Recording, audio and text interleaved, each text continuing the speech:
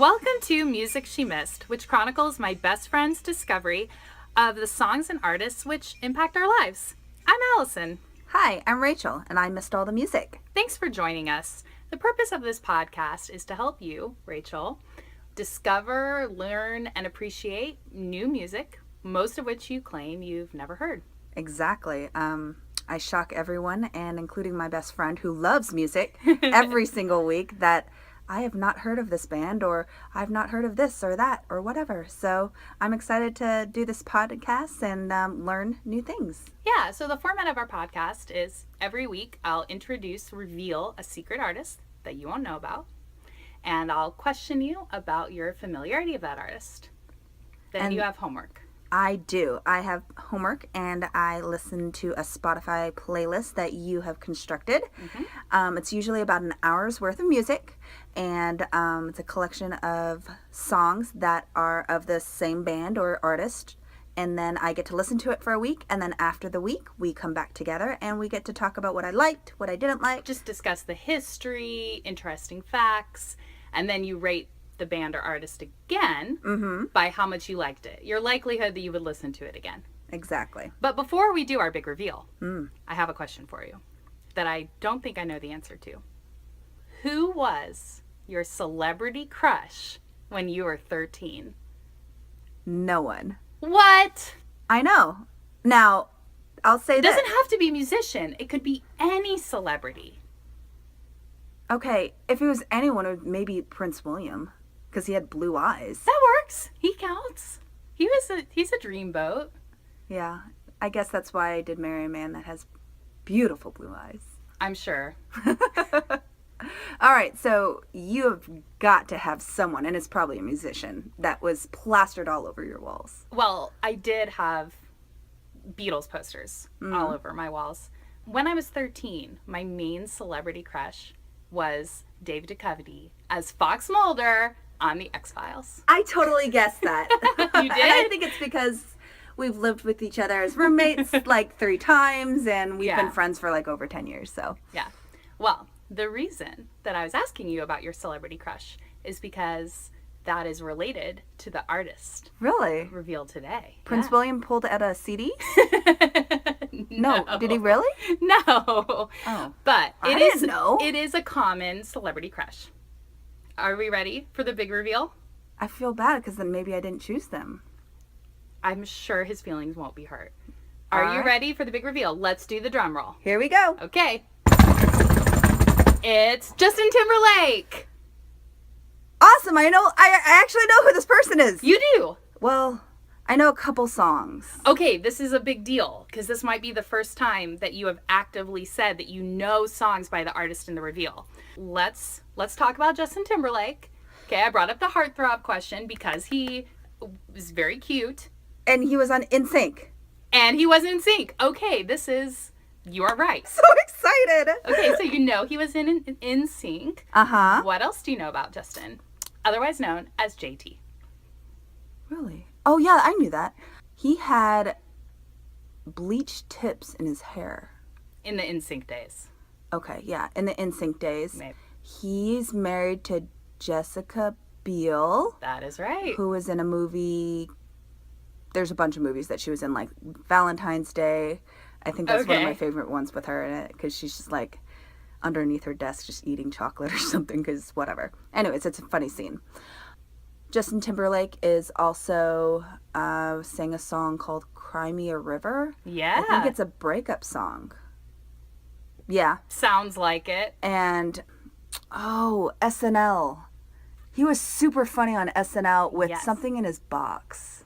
Yes, that particular item Anatomy in the box. You are correct. That was one of the songs I considered putting on the playlist, but was worried that you wouldn't like. But you already know about it. I think it was on Facebook a long time ago. Yeah, it was a very popular meme or popular shared video back in the day. Well, okay, so you know who Justin Timberlake is. You actually just named a song by Justin Timberlake. Yes. And you know personal facts about him. I do not own any of his... Wait, maybe I own a CD of him. No, I don't think so. Okay, well, can you name any other songs?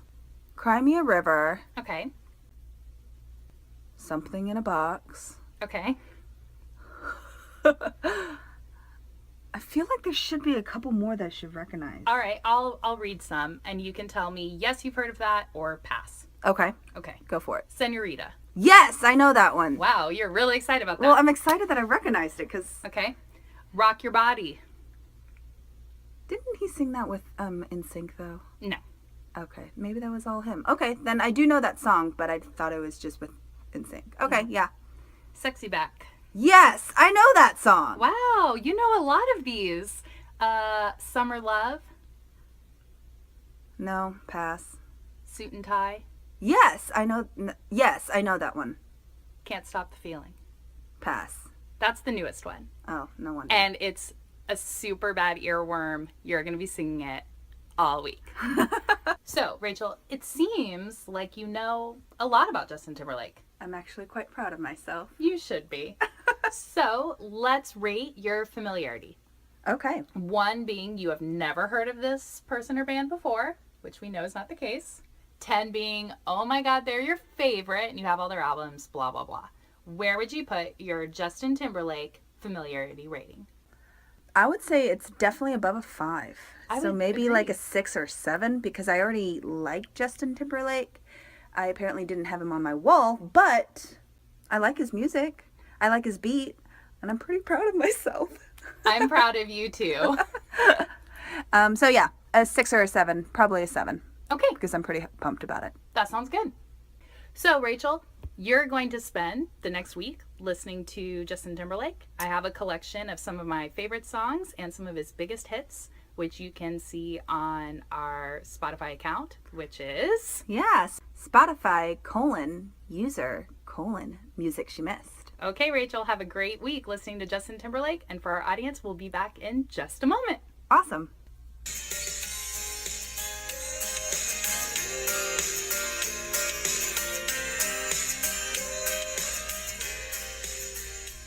Welcome back. Rachel, you spent the last week listening to Justin Timberlake. What'd you think? I had a lot of fun this week. I really enjoyed that I could recognize some of the songs. I didn't recognize all of them. What were some of the new ones to you? I think the newer ones were anything beyond the first 4 songs. So anything after the Justified album, Yes. basically. I think I knew of the Justified album, and that's about it. Okay. So, Well, before we talk about what songs you liked and didn't like, let's take a minute to talk about the history and the facts behind Justin. I know you know a little bit already, but did you know that his first big thing in stardom, he's been in entertainment his whole life, but that the first thing that he did was the Mickey Mouse Club? that's so cute. Did you know that? I think I did know about that because I do know a lot more than Justin history, information about Justin and his Okay. music compared to other artists. But did you know... But I did know about the Mickey Mouse stuff. And that Britney Spears, Christina Aguilera, Ryan Gosling. Oh, but isn't Ryan Gosling not into music? No, he was still in the Mickey Mouse Club with Justin. And also, one of the members of NSYNC was also on the Mickey Mouse Club with all those guys. And that's how they met. It was JC. And so he joined NSYNC when he was only 14. Wow. Can Such you imagine? babies. Yeah, I know. When you look at the pictures, they do look really young. But obviously they became most popular when Bye Bye Bye came out, with No Strings Attached, you know, in the high school time. But then after he left NSYNC, you know, he's had his solo career. And that's what we were focusing on this week. Which is really just 3 albums. Justified. Future Sex Love Sounds, which is my favorite. And then the 2020 Experience, which is 2 albums that were released kind of back to back. So in my mind, it's like one big album. So you claim that Future Sex and 2020 are one album? No. Future Sex Love Sounds. Okay. And then a decade later, the 2020 Experience came out. But it was like 2020 Experience and 2020 Experience Part 2. Wow. So it was a decade. He really took a pause from music for that long. Wow. Yeah. And during that time, because I know you're a movie person, he was making movies. So that's when I got to see him in the movie stuff. And also a lot of Saturday Night Live, like the D in a Box, and all of that stuff came out in between those 2 albums. the biggest movie that he was in was The Social Network. Okay. I have not seen that one. You should. I should. It's good. Yeah, and then of course he has his newest song that just came out because he's a voice actor in the movie Trolls, and that's Can't Stop the Feeling. That song I absolutely loved. It's I a jam. loved dancing to it. I liked feeling the movement to it. I liked the lyrics. I liked how he performed it and how there was just some moments that you just like take a pause and then bam, you just go into more movement, and it's just a lot of fun. I danced to that song with my little girl in the kitchen many days, so I like that one. Before we talk about those other songs that you like, do you have any other questions about Justin's history or?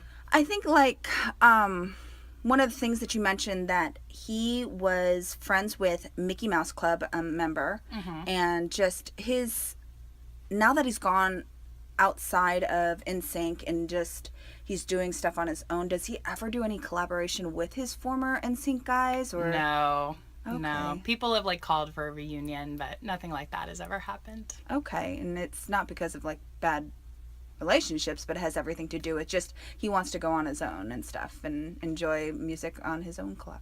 I will not claim to know anything about the personal relationships between JT and the rest of the members of NSYNC, though I did find out in the little bit of Googling that I did that JC's probably had the most successful career after that. He's not performing, but he's writing and producing. And then some of the other guys were on like Dancing with the Stars. So Dancing. Which brings up this other question. Like, his music is very dancey. It is. Like, you can't just sit there in a calm room and listen to the music without feeling the beat. May it be in your head, may it be in your shoulders, may it be in your hands. You're going to tap your feet. Yeah, you're gonna do something, and you just can't help but listen to the car, and you know, you're just sitting there at the light, and you're just bobbing your head. Yeah. And my question is, the formal dance experience within JT, to be able to find that beat, to be able to place that into his music, is he a formal dancer? I don't think he has formal training, except for the fact that he's been in entertainment his whole life. That's just his life. And then. even growing up around music, his father was the choir director at a church.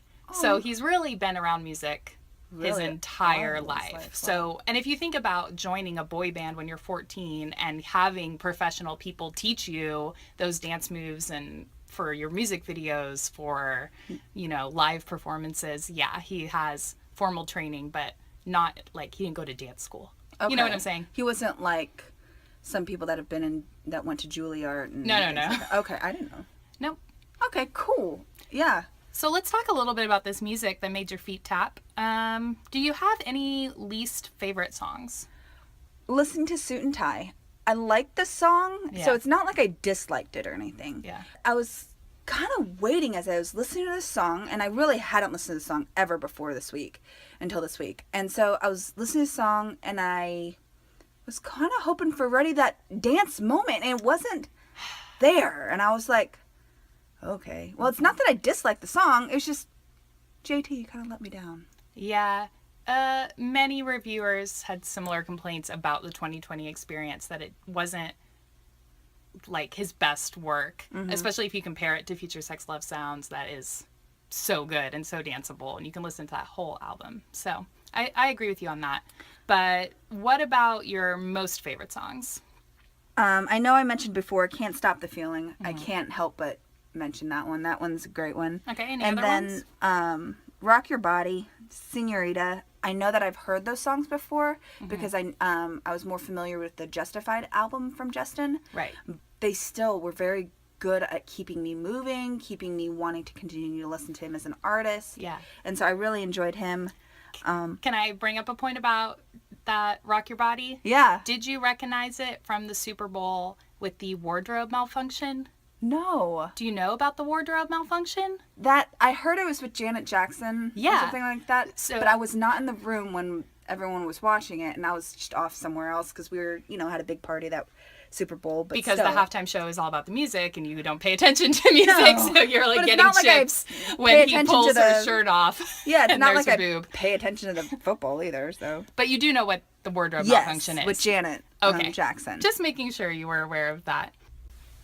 So, Janet Jackson, JT, Super Bowl. Did Janet and JT plan that? Plan the wardrobe malfunction? Yes. So, you know, at that end of that song, it says, gonna have you naked by the end of this song. Yes. Right? And so the costume was supposed to reveal her bra, and it was a malfunction, and it pulled off the whole thing. So, was there full view of body parts? I mean, briefly for a second. And that's why now they always put the Super Bowl thing a couple seconds behind so that they can censor anything out that because of this? Because of JT? Yes. Wow, he did affect things in the world. It's his legacy. Of censorship. Yeah. Okay. And one more fun fact, I think you found it also, is that, and this actually makes me dislike Justin a little bit, like -1 point. What? What is it? The McDonald's theme, the I'm Lovin' It. I'm like, How does it go? I don't, well, you know it. I'm not going to sing it. But something loving it. It's I'm Lovin' It. I'm loving, and that's it? That's all and it's got the da-da-da-da-das.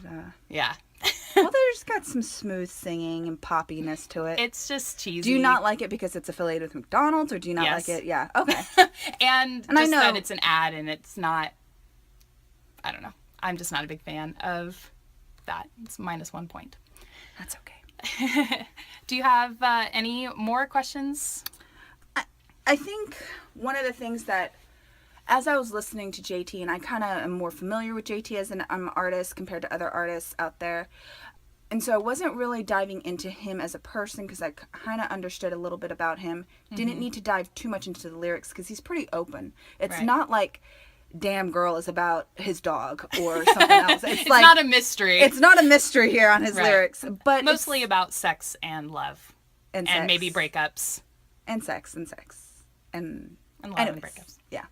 But one of the things that I was kind of just really wanting to learn more about Justin and how I've really missed music as a whole, and I don't want to miss this part of Justin as we go through this week, is how his effect on other musicians and music as a whole, because I know that he's only been around for like a decade, maybe 2 decades. Well, if you count NSYNC, he's been around for two. I want to really understand how, don't be pulling a Justin Bieber, not a Justin Bieber. Wait, who are we talking about? Justin Timberlake. Justin Timberlake. So you're asking about influences. So in regards to who has influenced Justin, yes, there are lots of big names. Michael Jackson is a huge influence. In fact, some of Justin's songs were originally written for Michael Jackson. So he takes... Are you serious? Yeah, because it's pop, and like a good pop song. Wait a second, really? Yes, really. But Michael Jackson's dead. Right. Justin Timberlake is alive. Yes. But the songs that were written for Justin Timberlake were for Michael Jackson. Well, pop songs are pop songs. So maybe they had a song and they're like, oh, this would be good for Michael. And then Michael died. So. Wow, that's cool. If you say so. So people like Michael Jackson, cool. Prince, and then big R&B stars like Marvin Gaye. Prince is dead. Yeah, he died this year. That's sad. Yeah.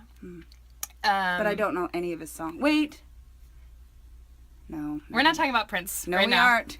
But other R&B influences on Justin. The problem is when I was trying to figure out who Justin has influenced, not a lot of names popped up. And I think it's because although his music is really good, it's really good pop music. Like you can dance to it, you can sing along. It's very fun. He didn't do anything that's changed music forever yet. And he's still young. We still have lots of time. If you think about his solo career, you're right, 10 years. It's not like some of the other groups that we've talked about that have a longer run. Yeah. So maybe in 10 or 20 years we'll know more. But the only artist that I could find that claimed Justin Timberlake as an influence that I thought you would know was Justin Bieber. That's awesome. And I don't I'm actually pretty, I'm kind of, yeah. Wow, cool. I don't know if that is a plus for you or a minus, but... I don't know. I only know one song from Justin Bieber, and that's merely because my nephew has listened to it. So it's nothing for myself. Okay. Well, we talked about some facts about Justin and his music, how it makes you tap your feet. And that's really fun pop music. Let's get to the rating. 1 being you want to throw it in the trash. 10 being you love it and you want to buy more. I do want to buy more, especially because of the Can't Stop the Feeling song. Okay. I really like that song, and I kind of want to download it on my iTunes account.